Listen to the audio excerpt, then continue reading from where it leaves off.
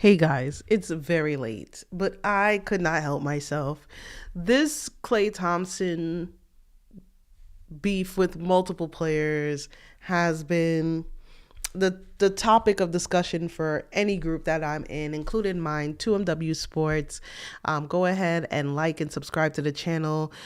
Today, I just want to talk about a controversial topic, which is Klay Thompson and all the young players that really have to or have been made to or been asked to or have been looked down to um, or down on because they have trash talked Klay Thompson. So the topic of today is, do young players have a valid reason to trash talk Klay Thompson? Now, I'm not going to be disrespectful off the bat, but um you may not agree with what I'm going to say, but let's just be clear. Klay Thompson is a Hall of Famer. We all know that. Klay Thompson, he's played 13 NBA seasons, 9 NBA playoffs. He has 4 championships. He's been an All-Star 5 times. None of the players, Myron Garder, Ja Morant, has anything close to what Klay Thompson has on his resume. But in real life, our resumes will say a lot, but it doesn't necessarily say everything about us. It highlights the good things, just like Klay Thompson's resume highlights the great things that he's done in his career. But does that make him off limits to any player that wants to trash talk him during a game? Are there rules to this? Because I feel like I've never seen this before. Maybe, I mean, we don't hear a lot of players trash talking LeBron or even, I don't know, Kevin Durant. You guys could correct me if I'm wrong in the comments. So all those top players, Steph Curry, you dare not trash talk any of those players, whether you're another player on the team or you are a fan. Don't get those players started.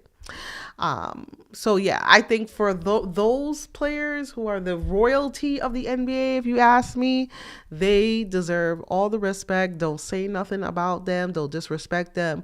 And in those cases, if you're young and you disrespect those players, yeah, I think you should apologize. But Klay Thompson, again, 13 seasons, 9 NBA playoffs, 4 championships, 5 All-Star teams. All NBA third team twice. All defense second team once. All rookie first team.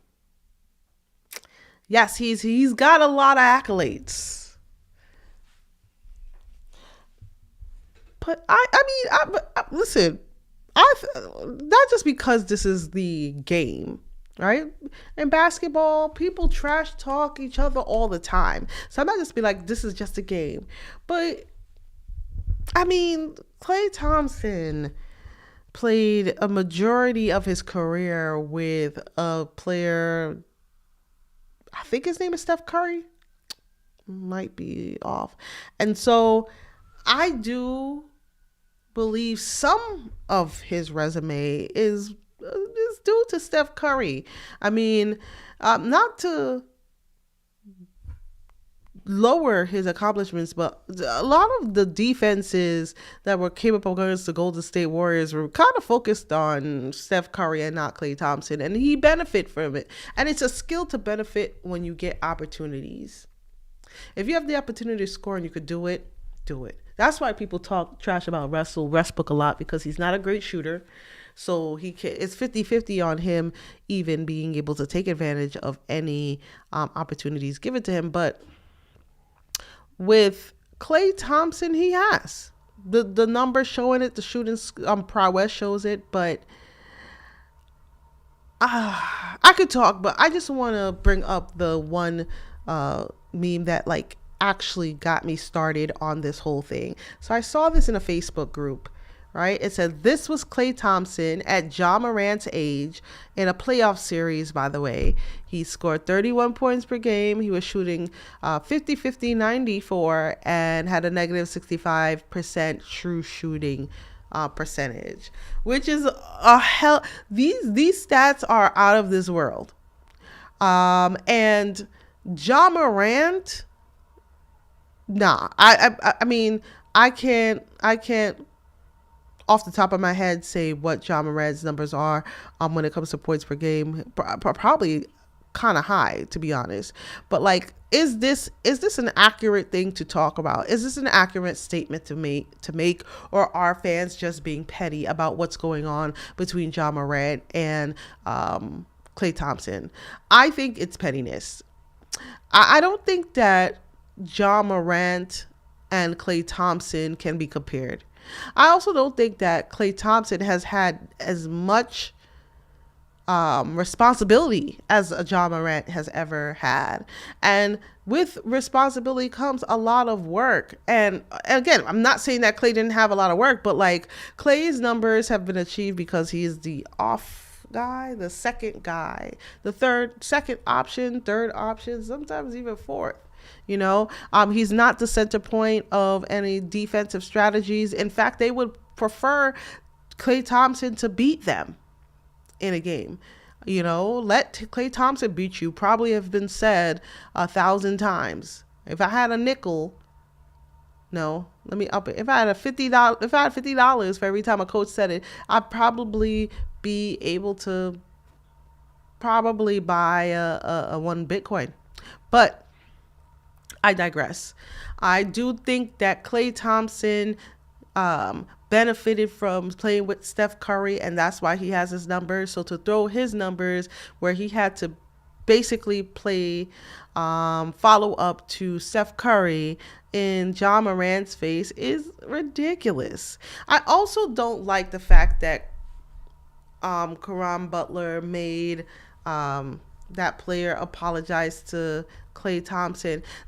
And this is not me saying I'm pro, hey, you should be able to talk trash and be disrespectful to any players, but this parade of protecting Klay Thompson from trash talk is quite unusual to me.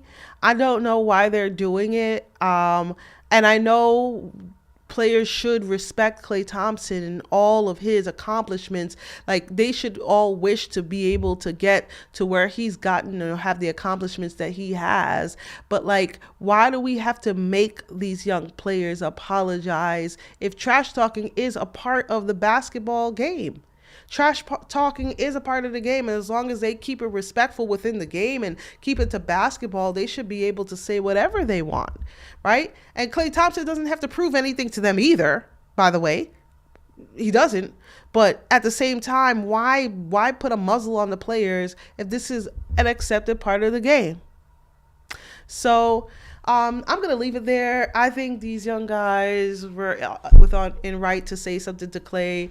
I think Klay's resume speaks for itself to shut them up. But we seem to have to make them, or we seem to be very angry as a fandom about Klay Thompson being disrespected. And I guess it's going to play out like this until the momentum or until the story kind of dies down. But I think it's pretty weird. Anyway, I will see you again. Thanks for chilling with me. Like and subscribe to 2 Minute Warning Sports or 2MW Sports 360, and I'll see you tomorrow.